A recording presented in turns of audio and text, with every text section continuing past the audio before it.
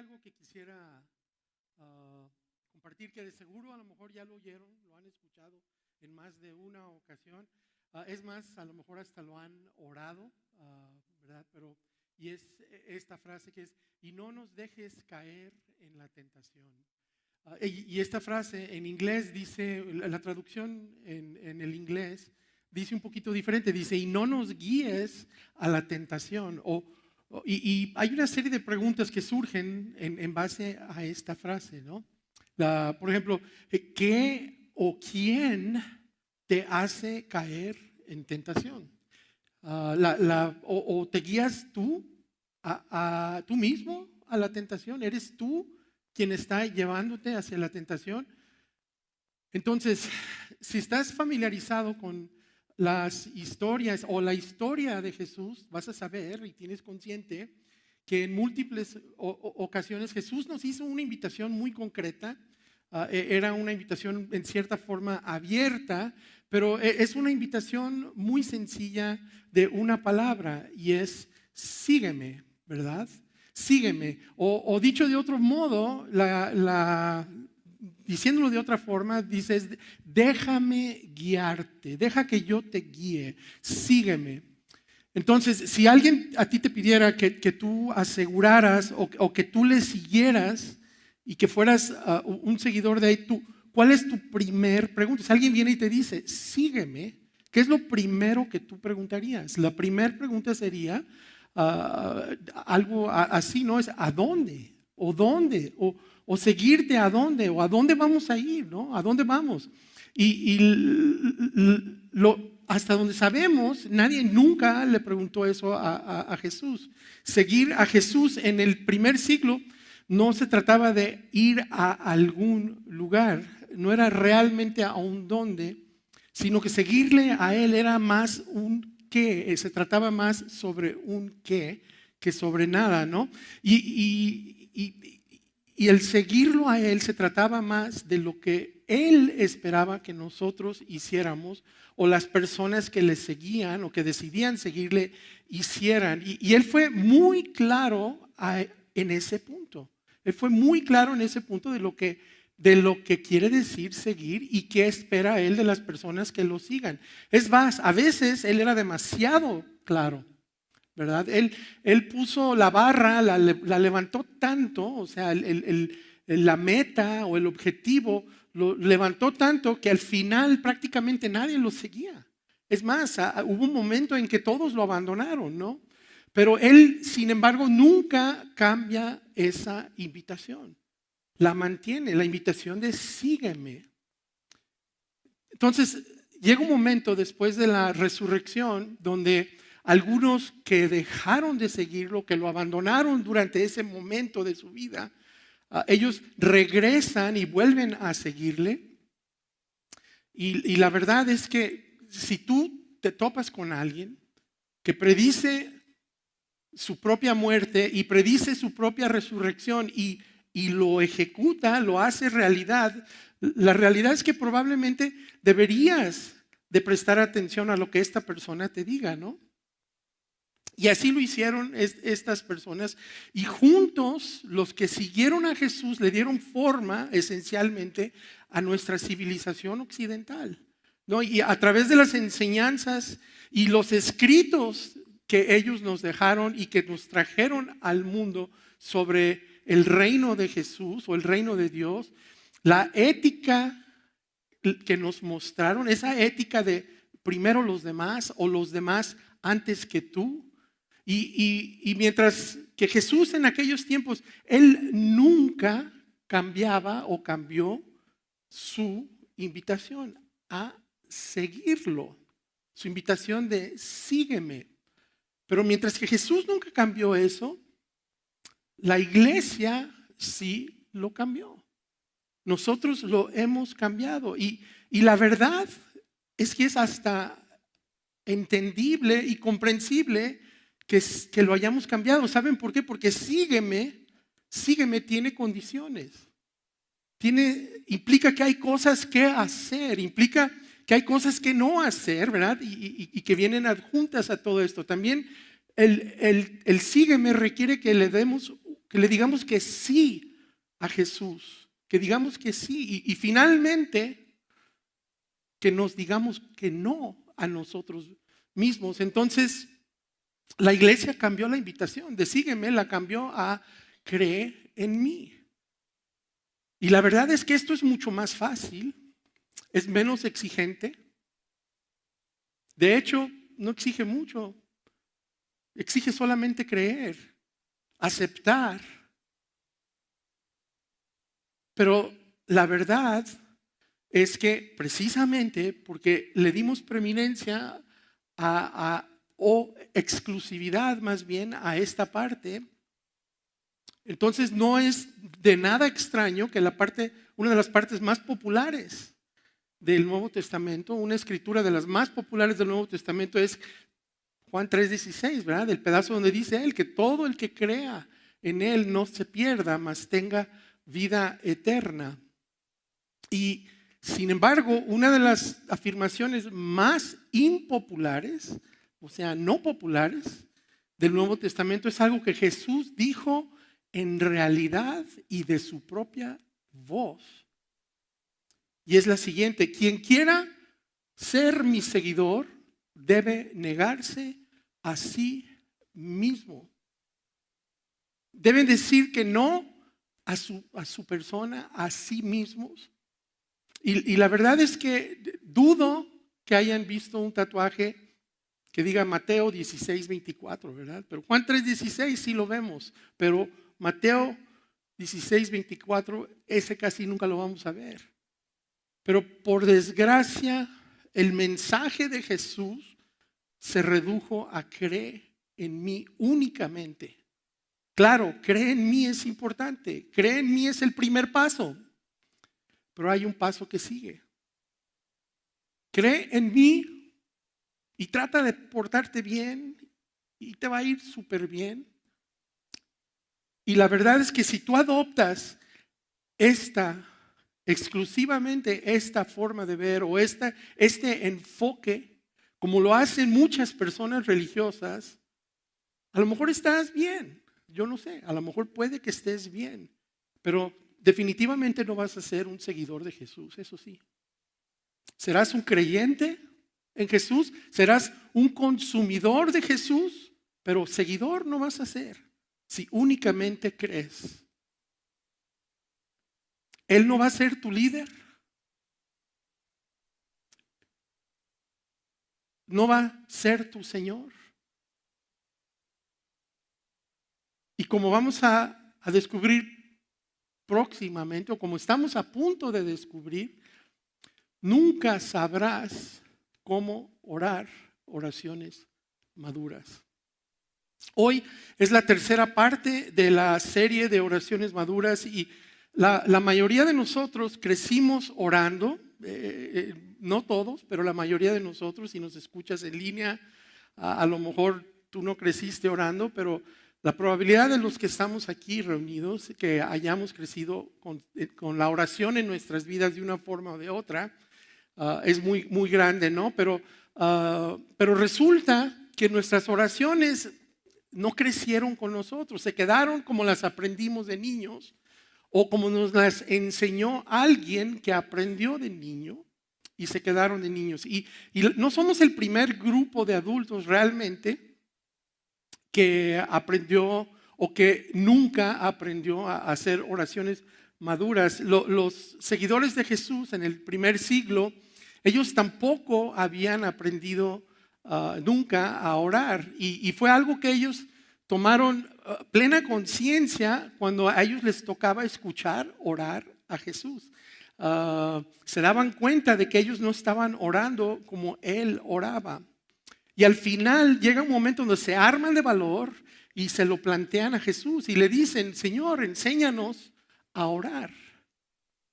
Y ellos estaban preparados para aprender cómo oraba Jesús, cómo los adultos oran con madurez o cómo Jesús oraba como un adulto con madurez.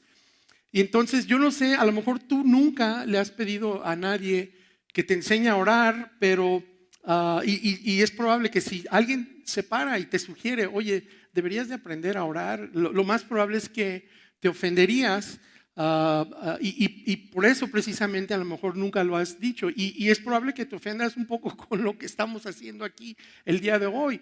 Pero como hemos descubierto en la serie, aparte de lo que Jesús tiene que decir sobre la oración, es algo ofensivo, ¿verdad? Y son palabras de Él. Y es ofensivo porque contrasta con nuestras suposiciones y las formas en que nosotros hemos entendido que funciona y que es la oración.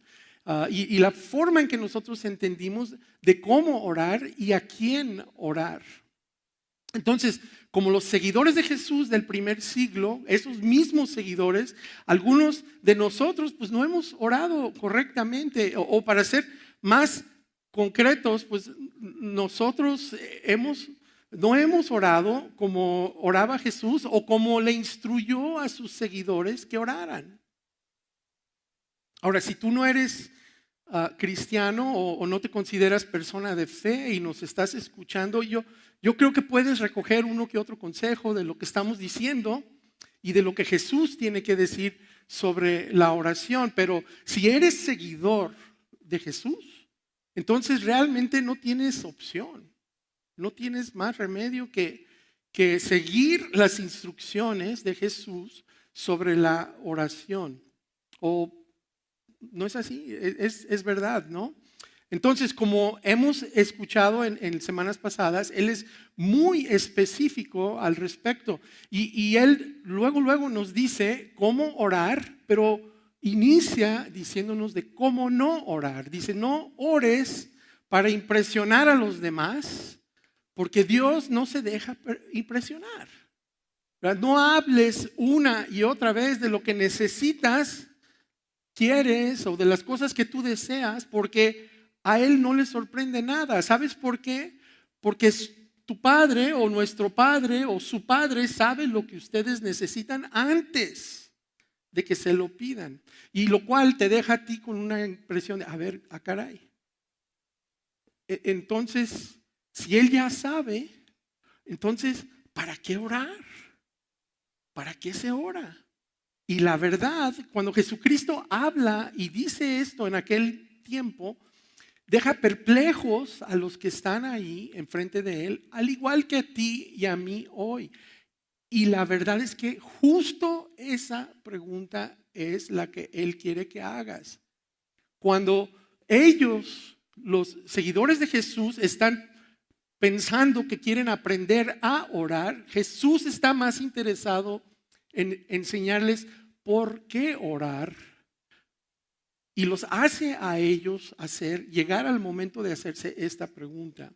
Entonces, sus discípulos quieren saber cómo orar, Jesús quiere que sepan por qué deben orar y entonces, ¿por qué debemos orar si Dios ya sabe lo que necesitamos? Ahora, según Jesús, pues el objetivo de la oración no es informarle a Dios nuestra lista de deseos, nuestra lista de carencias o nuestra lista de necesidades. Según Jesús, el objetivo de la oración es alinear nuestras voluntades con la voluntad de Dios. El objetivo de la oración es rendir nuestra voluntad, no imponerla. Esto no te debería de sorprender porque somos seguidores de Jesús. No debería de sorprendernos. No somos convencedores de Jesús. Somos sus seguidores. No somos gente que está tratando de decirle cómo hacer las cosas. Tampoco somos usuarios de Jesús. Y entonces, ¿esto qué pasa? Aquí nos deja esto algo en lo que tenemos que pensar. De hecho, la verdad es que esto es un poco desconcertante, ¿no? Porque en los evangelios, en los 4 relatos de la vida de Jesús, hay un individuo que intentó convencer, manipular y utilizar a Jesús. Yo creo que muchos de ustedes deben de saber quién es este individuo. Este individuo se llama Judas. Él tenía una agenda para Jesús. Él tenía algo en mente para Jesús. Y definitivamente en la vida de Judas lo que se iba a hacer y lo que se hizo era la voluntad de Judas. Y al final fracasó, y déjame decirte, tú y yo fracasaremos igual si buscamos implantar nuestra voluntad sobre la voluntad de Dios. Jesús le dice a sus discípulos, y lo curioso es que cuando Jesús les dice esto a los discípulos, ahí está Judas escuchando y presenciando esto, y les dice: ustedes deben orar así: Padre nuestro que estás en el cielo, santificado sea tu nombre. Debemos de detenernos y debemos de reconocer a quién nos estamos dirigiendo. Nos estamos dirigiendo al gran Dios, al Dios que no tiene rival, al Dios que al mismo tiempo que es infinito, es un Dios íntimo. Y es el Dios que le da sentido y le da contexto a nuestras vidas. Si nosotros cuando oramos nos apuramos, nos precipitamos para llegar al punto de aventar nuestra lista de necesidades y nos brincamos esta parte, sin duda, va a ser difícil para nosotros llegar al siguiente punto de la oración que nos está enseñando Jesús. Porque la verdad es que lo que sigue es la razón por la que oramos. Por esto oramos. Venga tu reino, hágase tu voluntad en la tierra como en el cielo. Que se haga tu voluntad aquí y ahora en mi vida.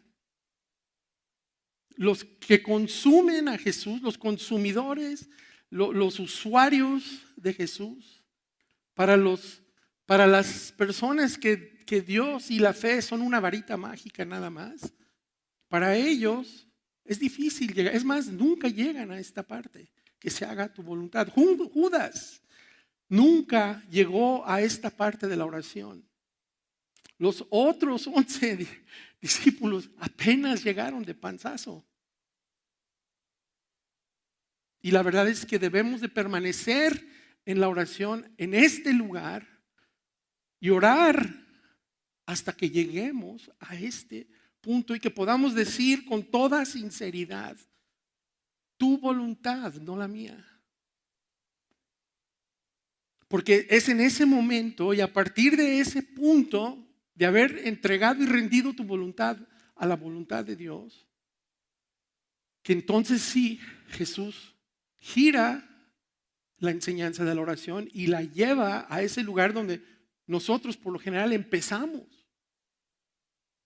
Solemos empezar nuestras oraciones aquí. Empezamos con esto, empezamos con danos. Y por fin nos toca a nosotros, ¿no? Danos hoy. Pero Jesús no nos deja, no ha terminado, es bien específico. No acepta peticiones de oración todavía. Las emite. Y lo que está diciendo Él nos devuelve, nos regresa aún en la postura de pedir. Nos regresa a Él a una postura de entrega y de reconocer nuestra dependencia. Porque Él nos dice que lo que tenemos que pedir es pedir provisión, pedir perdón y pedir protección. Y esto es algo que a la mayoría de nosotros, la verdad, no nos preocupa tanto, la provisión. Sí tenemos nuestras preocupaciones de la vida diaria, ¿no? Llega el fin de mes y hay que pagar algo, pero realmente muy pocos de nosotros en esta cultura y en esta sociedad estamos en un lugar donde nos preocupa la provisión. Es algo que no nos preocupa tanto. Y la verdad, como lo dijimos la semana pasada, ¿verdad? Algunos de nosotros tenemos más provisión que otros, ¿verdad? Pero luego dice: Él danos hoy nuestro pan cotidiano. Danos hoy nuestro pan cotidiano. ¿Y qué es esto? Este es simplemente un recordatorio. Es un gran recordatorio de nuestra dependencia de Él. Aunque tú tengas graneros llenos, reconoce que dependes de Él. Danos hoy nuestro pan cotidiano. Dependemos de Él para nuestra provisión, para todas nuestras provisiones dependemos de Él. Y continúa ya en el área del perdón y dice, perdónanos nuestras ofensas como también nosotros hemos perdonado a nuestros ofensores. Y esta parte de la petición, perdona nuestras ofensas, es una petición que trae una condicionante. Perdóname de la misma manera y en el mismo grado o nivel que yo perdono a las personas que me han hecho daño. Ah, caray. De lo contrario, seré un hipócrita, voy a ser un hipócrita y yo no quiero ser hipócrita. Entonces, como dijimos la última vez, esta parte supone un cambio de paradigma para nosotros, ¿verdad? Porque Dios no es simplemente un producto de limpieza, de conciencia, ¿verdad? Una situación donde yo voy a Él y perdóname, y me perdona, y yo me olvido de perdonar. Dios no nada más limpia conciencias. Si tú le pides perdón, pero no perdonas a los demás, Jesús dice que no estás perdonado y tú sigues siendo culpable. Y déjame decirte, no te gusta lo que estoy diciendo porque choca, pero escúchame, no te me apagues, no cierres, no subas la pared o la barrera todavía, porque sigues siendo culpable. ¿Culpable de qué? Pues eres culpable de no perdonar. Eres culpable de no perdonar. Y esto se oye duro hasta que te das cuenta de qué es lo que le ocurre a las personas que se niegan a perdonar. El perdón es bueno para ti. Y Dios quiere lo que es bueno para ti. Por eso Dios insiste en que hagamos estas dos cosas. Insiste en que te comas tus verduras y en que perdones. Lo de las verduras, no sé, ¿verdad? Pero Dios quiere que perdones. Entonces hay provisión, hay perdón y por último hay protección. Y en este momento Él nos dice, la versión en español dice, no nos dejes caer en la tentación, y la versión en inglés, las traducciones en inglés por lo general dicen, no nos guíes a la tentación. Y a mí me gustaría que personalizáramos esta frase un poquito hoy, y no me guíes o no me dejes caer en la tentación. Y te quiero hacer una pregunta hoy. ¿Tú oras esto? ¿Has hecho esta oración? ¿Cuándo es la última vez que tú hiciste esta oración? Por lo general, oramos y pedimos un buen estacionamiento, ¿verdad? Pedimos un viaje seguro de ida y de regreso. Algunos oramos y queremos buenas calificaciones. No sé, el domingo pasado hubo varios de ustedes orando, los vi, ¿verdad? En el partido. Ahí el problema es que algunos de ustedes están pues, con un lado orando y otros de ustedes están con el otro lado orando. Pobre Dios, no, ¿cómo lo han de confundir? Pero ¿cuándo es la última vez que tú pides, no me dejes caer en tentación, no me guíes a la tentación? Y la verdad, siendo ya más directos todavía, ¿puedes tú orar esta oración con la conciencia tranquila? Porque no puedes estar planeando caer en tentación o planeando llevarte tú mismo a la tentación y al mismo tiempo orar para no ser conducido a la tentación o para no caer en la tentación. Bueno, aunque la verdad yo supongo que sí se puede, ¿no? Sí podrías tú hacer eso, podrías tú orar, no me dejes caer en tentación al mismo tiempo que estás planeando caer en la tentación. Pero eso te va a convertir en un ¿qué? ¿Qué te hace eso? A ver, todos juntos. Hipócritas, ¿no? Te convierte en un hipócrita. Hay un dato curioso que no sé si lo recuerdan, pero Jesús hubo un momento en que fue llevado o guiado a la tentación. Entonces, cuando Jesús está diciendo esta frase, cuando Él la incluye como parte de la oración, como un concepto de protección dentro de la oración, Él sabía de lo que estaba hablando. Él había estado ahí. Él había hecho eso. Y yo no sé si conoces estos versículos, pero hay un versículo en Hebreos que dice, porque no tenemos un sumo sacerdote incapaz de compadecerse de nuestras debilidades, sino uno que ha sido tentado en todo de la misma manera que nosotros, aunque sin pecado. Jesús fue tentado en todo, dice literalmente en todo. Entonces, no solo las 2 o 3 cosas que quedaron registradas en el Evangelio, Él fue tentado en todo. Y a la luz de conocer esto, entonces aquí hay una promesa que nos hace Hebreos. Dice, así que acércate confiadamente al trono de la gracia para recibir la misericordia y encontrar la gracia que nos ayuden oportunamente y que nos ayude en nuestro tiempo de tentación, yo añadiría. Entonces, y esto nos lleva a este otro lugar. ¿Quieres misericordia? ¿Quieres gracia en tu momento de necesidad? ¿Quieres ser librado de la tentación? ¿O te gusta jugar el juego de peca ahora, pide perdón después? Es un juego religioso, insidioso, que supone lo peor de Dios.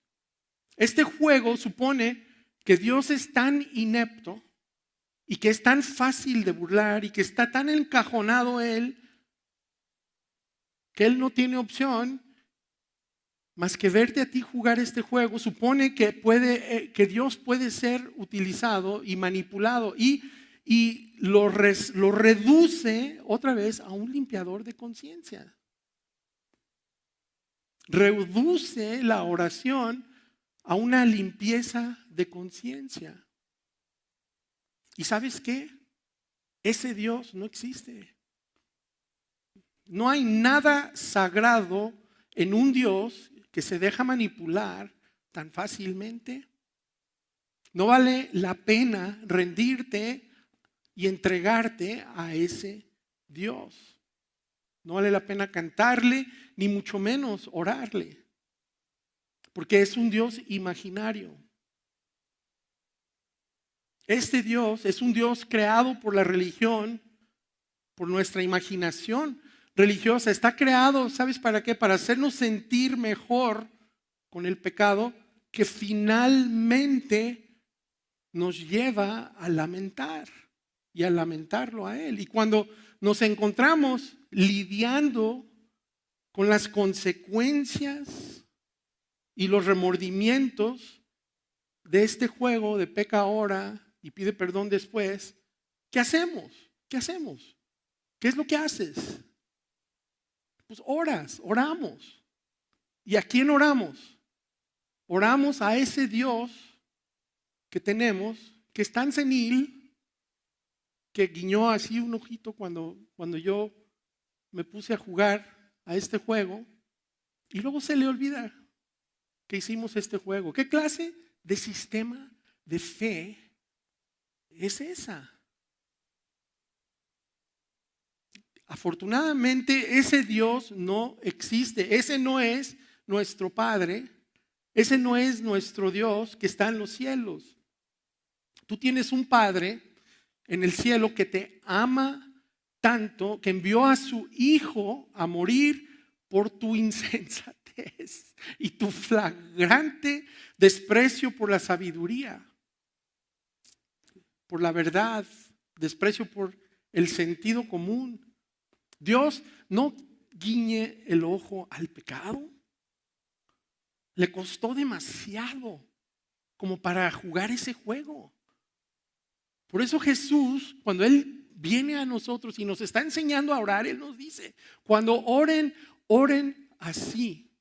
Y no nos guíes o dejes caer en tentación. Líbranos del mal o del maligno. La Nueva Versión Internacional dice maligno y es una traducción mucho más literal, pero cualquiera de las dos traducciones funciona. ¿Y qué crees? Otra vez estamos sentados en el lugar de la rendición, en el lugar de rendirnos a Él. Porque no puedes estar planeando el mal y orar para que te liberen de él. Bueno, sí se puede, pero eso te convierte en, sí, ya lo dijimos, ¿no? Ya lo hemos hablado o ya lo hemos tratado.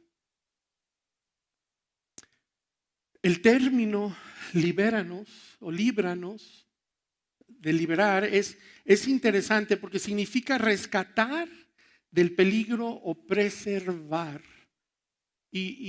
Nosotros nos dejamos llevar por la tentación porque estamos muchas veces convencidos de que la tentación no es peligrosa. O sea, que la tentación yo la puedo. No, yo puedo estar en un lugar de tentación, puedo estar en una situación sin problema. Pero cuando nos dejamos llevar por la tentación y luego le pedimos a Dios, porque llegar a la tentación y dejarnos llegar a ese lugar es llegar a un umbral importante que vamos a ver en un momento, pero cuando llegamos, nos ponemos en esa situación y luego volteamos y le decimos a Dios, líbranos de mal, o peor todavía, peor, cuando llegamos por la tentación y luego nos damos la vuelta por el resultado de habernos metido en ese lugar comprometido de la tentación. Y lo que sucede, volteamos y le echamos la culpa a Dios. Entonces, cuando llega el mal a tu vida o la situación desagradable, que es el resultado de que tú te permitiste entrar en tentación, no culpes a Dios por eso. Entonces, quiero que pienses en un momento, vamos pensando en esto. Cuando se trata de la tentación, ¿qué te guía? ¿Quién te guía? ¿Y por qué te guías? ¿Por qué te guías a la tentación? ¿Qué o quién o qué de ti te lleva al umbral del arrepentimiento? El umbral es el lugar de entrada al arrepentimiento una y otra vez. Y a menudo es el mismo arrepentimiento, la misma situación, la misma tentación. Y en este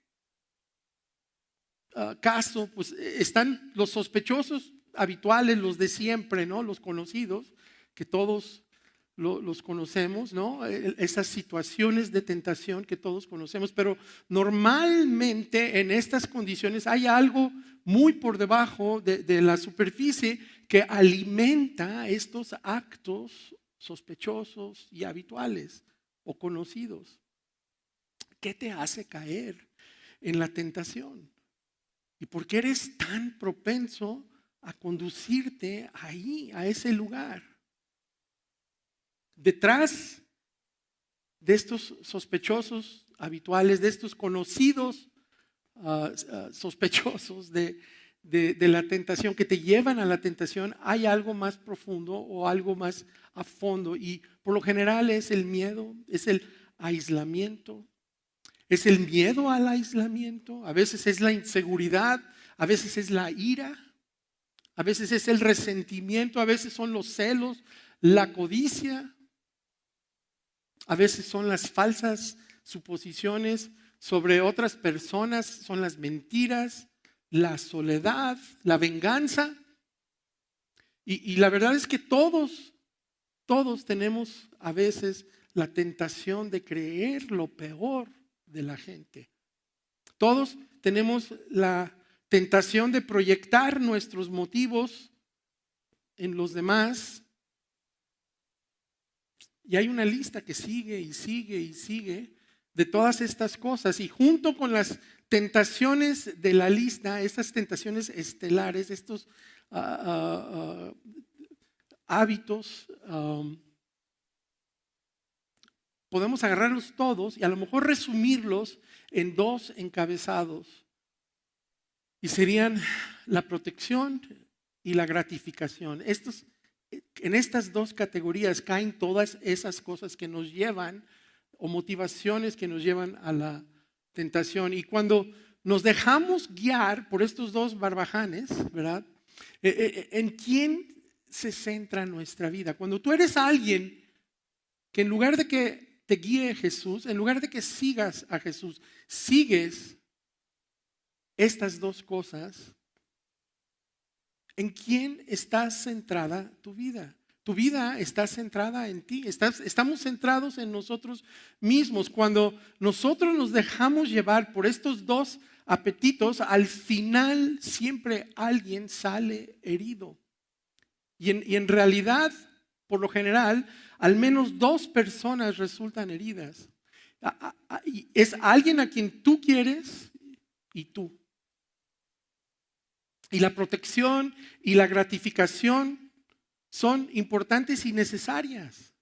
Son importantes, pero son pésimos líderes de tu vida, pésimos guías de tu vida. Tú síguelos y te van a llevar definitivamente a la tentación. Te van a dejar ahí. Te van a llevar a la tentación y ¿sabes qué? No van a mover un solo dedo para librarte de absolutamente nada.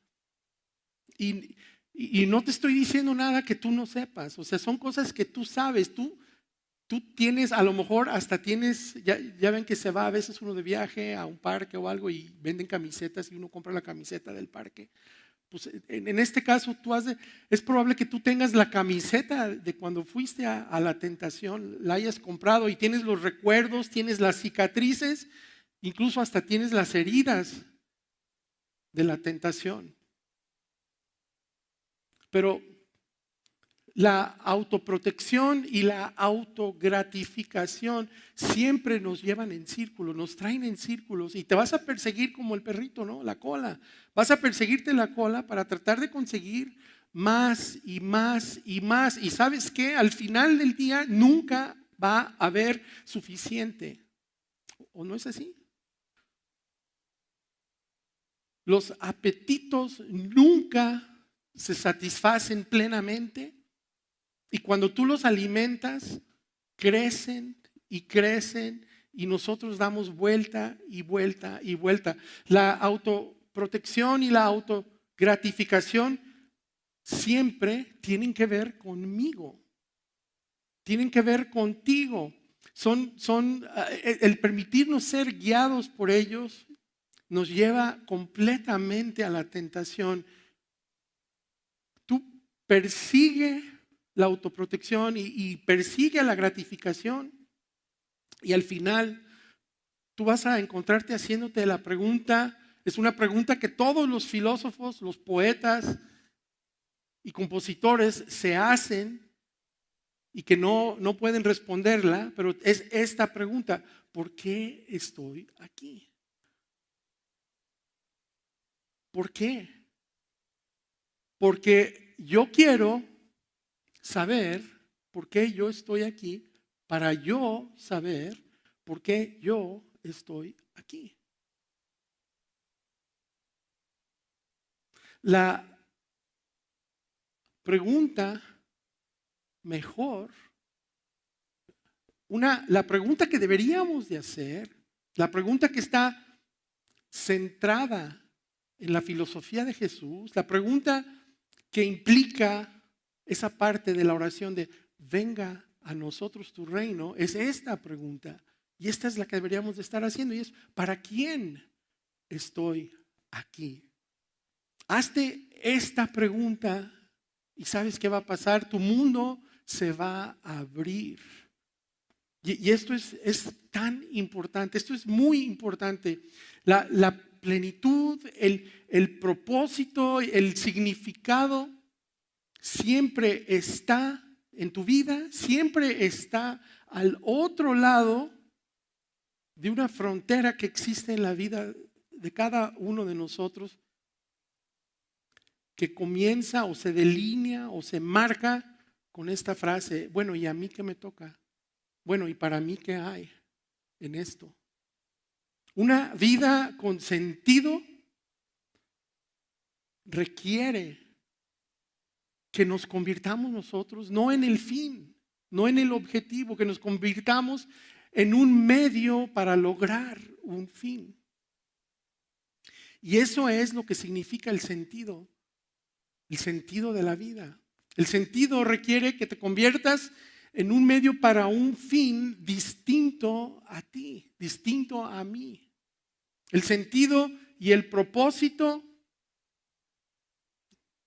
de la vida requiere que nosotros digamos que no a nosotros mismos para poder decir que sí a algo más grande.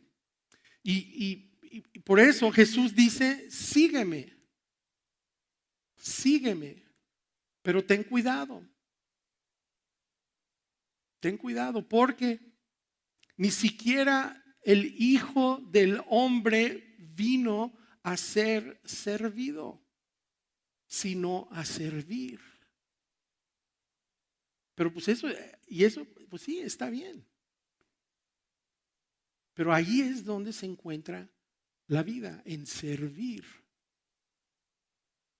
Y tú ya conoces, ya sabes, ya has visto lo que le sucede a las personas que son consumidas y están dirigidas y persiguen la protección y la gratificación. Tú ya lo has visto, se vuelven personas pequeñas, se vuelven personas a veces desagradables, lo que no debería de sorprendernos esto, ¿no? Pero vive para ti mismo y ¿sabes qué vas a tener tú al final de tu vida? Para mostrar al mundo, al universo, a los que te rodean, solamente vas a tenerte a ti mismo. Y lo más probable es que al final ni siquiera te gustes a ti mismo. Cuando la gente dice, tiene que haber algo más en la vida que esto, lo que realmente están diciendo es, tiene que haber algo más en la vida que yo. Una persona que da de sí, una persona que vive sirviendo, nunca se hace esa pregunta. Solo una persona que vive para sí llega a este punto de la vida. Y es cierto, cuando nosotros adoptemos un modo de vida tipo, venga a nosotros tu reino, hágase tu voluntad, entonces vamos a vivir para algo más que nosotros mismos y vamos a tener algo más que nosotros mismos para mostrar. Entonces, esta era la invitación de Jesús. Esta es la invitación que nos hace Jesús, que nos está invitando a que sigamos a un Señor, a un mejor líder, y Él nos invita a seguirle. Entonces, seguir a Jesús y abrazar el acto de rendirnos es la alternativa para que nosotros podamos tener una vida libre de la tentación o para librarnos de la tentación. Y hay este camino precisamente que te libra de la tentación y te libra del mal, pero y la verdad es que no es un camino de disciplina, aunque requiere disciplina. no es un camino de autocontrol, aunque requiere autocontrol. Es simplemente un camino donde tú dices sí a Jesús, a la invitación original de Jesús, que es sígueme. Entonces, de nuevo, la invitación de Jesús no es una invitación a limitarte únicamente a creer algo.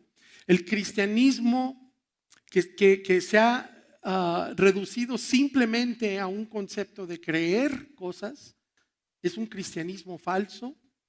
La fe no hace cosas y logra, la fe que no hace cosas, la fe que no es activa, la fe que no se mueve y que termina cambiando las cosas y termina cambiando tu vida y la vida de los que están alrededor de ti. Esa fe no vale nada si no es así. Santiago, el hermano de Jesús, él fue bien claro al respecto. Él nos dice que una fe inactiva es inútil. Dijo que una fe que no tiene acción está muerta. Una fe que no hace nada para nadie más que para ti, que a ti únicamente te interesa con Dios y que a ti únicamente te deja, yo y Dios estamos bien, esa fe no vale para nada. Cuando menos desde el punto de vista de los que están alrededor de ti. Para ti sí valió todo, pero para los que están a tu alrededor. Jesús también fue claro. Y él dijo, quien oye estas palabras mías y no las pone en práctica, quien oye estas palabras mías y se contenta con solamente guardarlas en un cuadernito, apuntadas, o quien oye estas palabras mías y no las pone en práctica, es como una persona que construye su vida sobre la arena. Y cuando sube la marea, ya es demasiado tarde para ponerte a orar. Así que nos dice a nosotros, ¿sabes qué? Vente, vamos, sígueme. Sígueme aquí, sígueme ahora en la tierra, no solo en el cielo, sígueme aquí en la tierra. Y sí, seguirle requiere que nos rindamos. Pero aquí tienes una promesa, aquí Él nos da una promesa, no te llevaré a la tentación, no te dejaré persiguiendo el viento, no te voy a dejar persiguiéndote la cola dando vueltas porque te amo. Te guiaré para que mires más allá de ti. Te llevaré a hacer por los demás más de lo que yo he hecho por ti. Y ahí en ese lugar es donde encontramos la vida, es donde encontramos propósito, donde encontramos sentido de la vida y encontramos una vida abundante. ¿Qué es una vida abundante? Vida abundante en el servicio a los demás, una vida abundante en propósito, una vida abundante en amor. Entonces, vamos, sigue a Jesús, ¿no? Aquí hay algo que es muy profundo y que Jesús nunca recibe crédito o suficiente crédito por esto. Y es extraordinario que nuestro Salvador en el primer siglo pudo reducir toda la vida a un mandato sencillamente dicho, pero un mandato transgeneracional. Es un mandato que es completamente relevante en aquel tiempo, relevante hoy, va a ser relevante en los siglos venideros. Es inmutable y tiene el potencial de cambiar todo, a pesar de que las cosas están cambiando continuamente. Y Jesús dijo lo siguiente, dice, así como yo los he amado, también ustedes deben amarse los unos a los otros. Y así es como es el seguir a Jesús. Y esto es lo que requiere seguir. Seguir requiere esto. Hubo un tiempo en que un grupo de analfabetas que vivían en un mundo geocéntrico, que todo giraba alrededor del punto donde ellos estaban geográficamente. Y en aquel mundo no existía mejorada la aspirina ni nada de eso, ¿verdad? Ni los desarrollos de la ciencia que nosotros tenemos de inteligencia artificial. Pero hubo un grupo de personas que en ese lugar, en ese tiempo y en ese momento, como seguidores de Jesús, ellos no tenían más en qué basarse, más que en estas palabras. Y sus opiniones sobre las personas, sobre la mayoría de las cosas, estaban equivocadas, completamente equivocadas. Pero lo único que sabían ellos es que ellos tenían que entender qué era lo que el amor requería de ellos en el trato con sus compañeros. Y aparentemente, con su prójimo, y aparentemente eso fue suficiente. Y la verdad es que hoy eso sigue siendo suficiente. Entonces, ahí es a donde nos lleva seguir a Jesús. Seguir a Jesús nos llega a ese lugar. No solo nos lleva al cielo algún día, nos lleva a amar hoy, aquí. Nos lleva a un amor que nos posiciona, nos pone en un lugar donde nosotros podemos ser un medio para un fin que no se trata de nosotros mismos.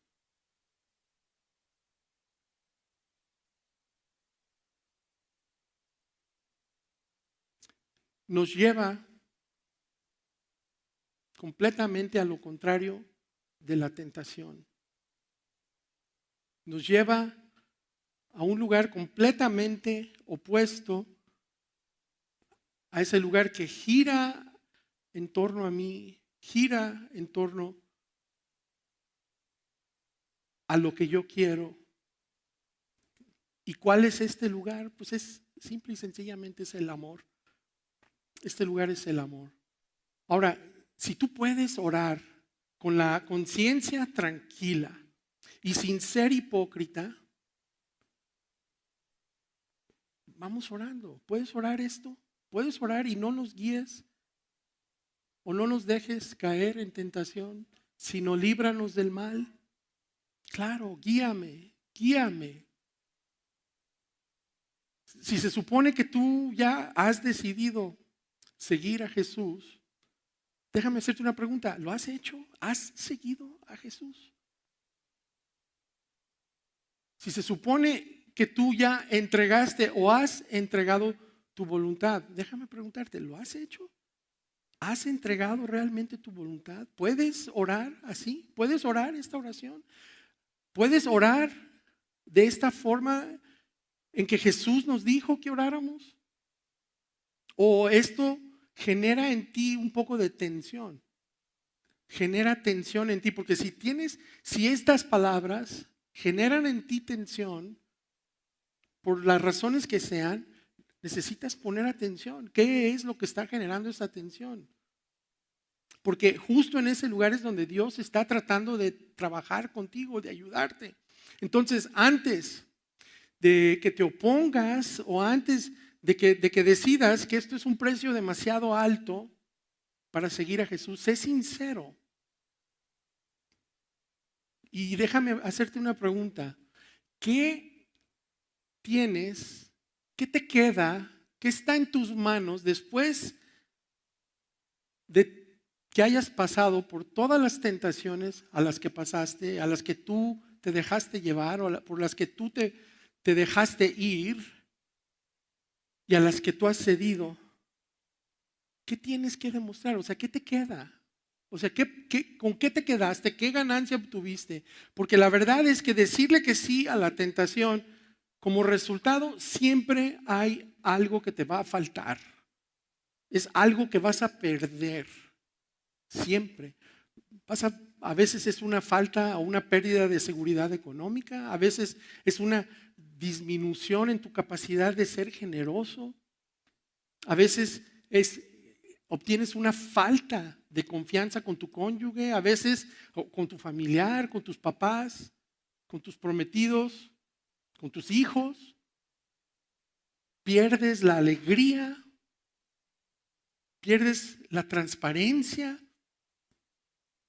tienes muchos secretos, pierdes la salud física en ocasiones, mental definitivamente, porque traes una carga tú, pero aparte tú te conviertes en carga mental para los que amas, para los que están alrededor de ti y a los que tú más les importas y que más te importan a ti.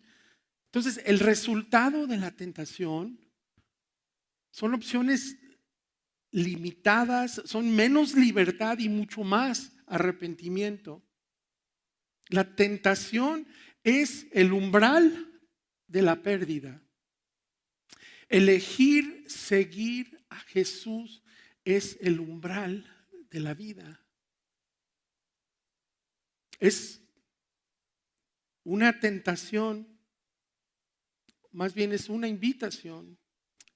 Seguir a Jesús es una invitación a poner a los demás primero. Es una invitación a amar.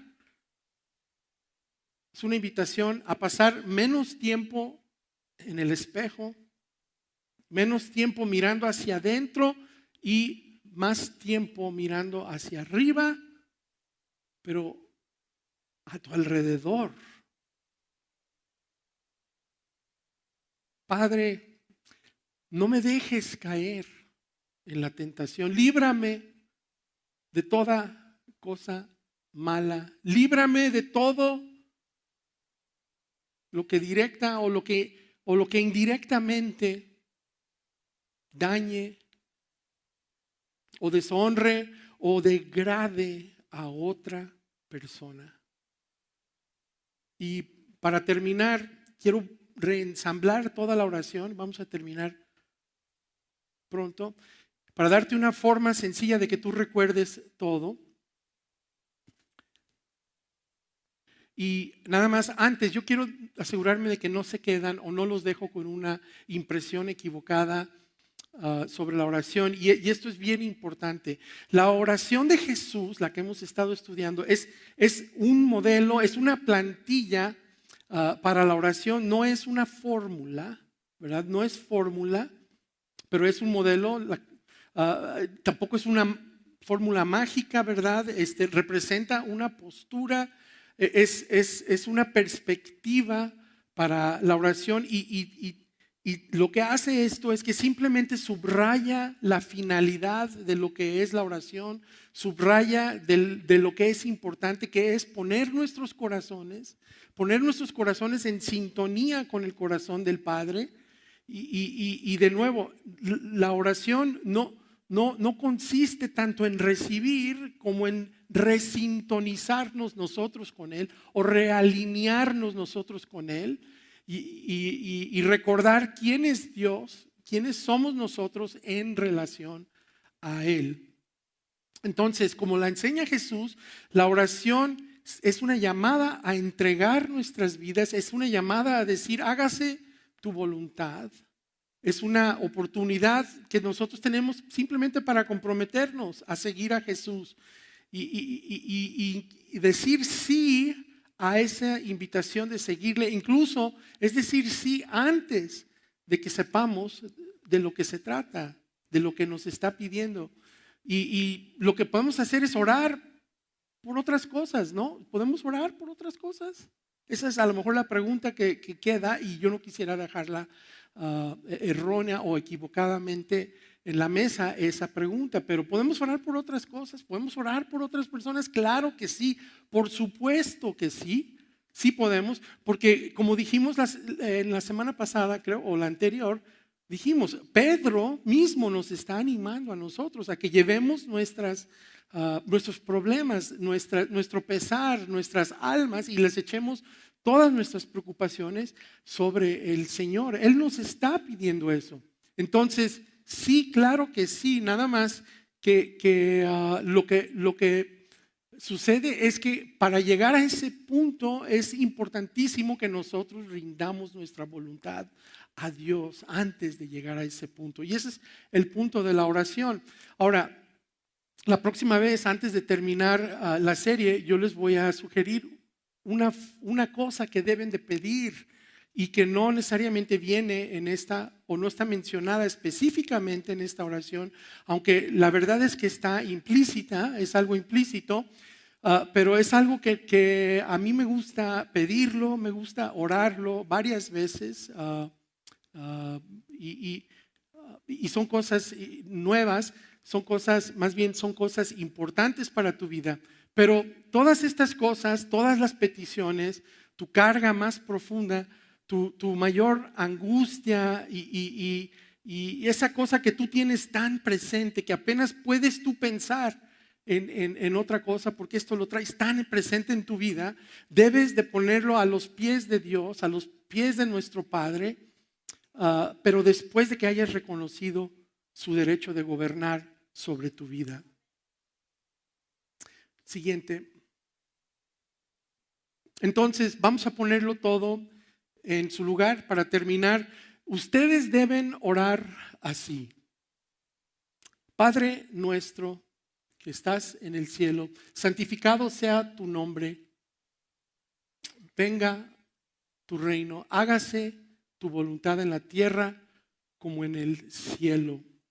Y danos hoy nuestro pan cotidiano. Perdónanos nuestras ofensas como también nosotros hemos perdonado a los que nos ofenden o a nuestros ofensores. Y no nos guíes o no nos dejes caer en tentación, mas líbranos del mal. Y la oración de Jesús termina ahí.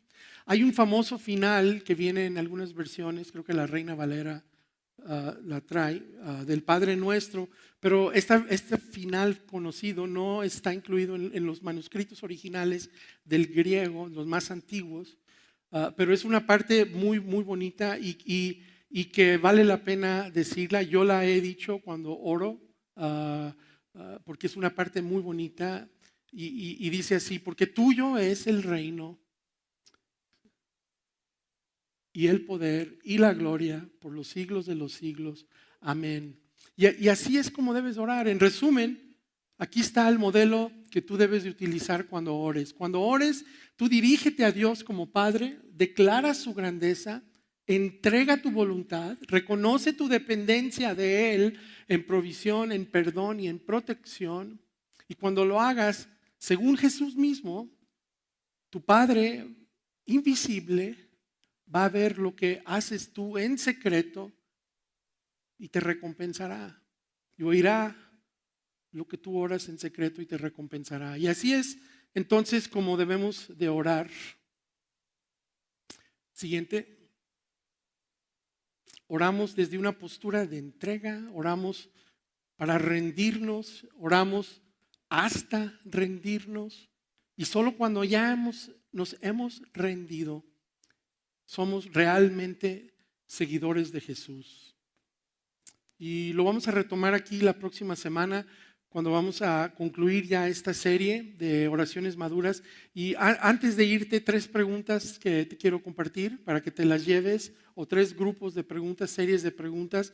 La pregunta número 1: ¿juegas o has jugado alguna vez con Dios al juego de peca ahora, pide perdón después? Y si lo has hecho, ¿cuándo empezaste a jugarlo? Número 2, ¿puedes orar honestamente? No me dejes caer en la tentación y líbrame del mal. Pensar en hacer esta oración te crea un poco de ansiedad, un poco de tensión. Le sacas la vuelta a ser hipócrita, como yo. Siguiente. ¿Estarías dispuesto o dispuesta esta semana a organizar tus oraciones con este modelo? Dirígete a Dios como Padre, declara su grandeza, entrega tu voluntad, reconoce tu dependencia de Él en provisión, en perdón y protección. Y luego ahí estás listo y lista para añadir cualquier cosa, cualquier otra petición que tu corazón contenga o que esté en tu corazón. Vamos a hacer una oración. Padre, gracias por todo lo que tú eres y lo que has sido en nuestras vidas. Gracias por tus grandes misericordias hacia nosotros. Gracias por tus palabras y tus enseñanzas. Gracias por mostrarnos el camino. Y gracias por darnos una vida con propósito y con sentido. Yo te pido, Padre, que des sabiduría, que des y que guíes a los que están escuchando esto, los que escuchan mi voz. Guíalos a tu verdad y a tu justicia. Te pido todo esto en el nombre de tu Hijo Jesucristo.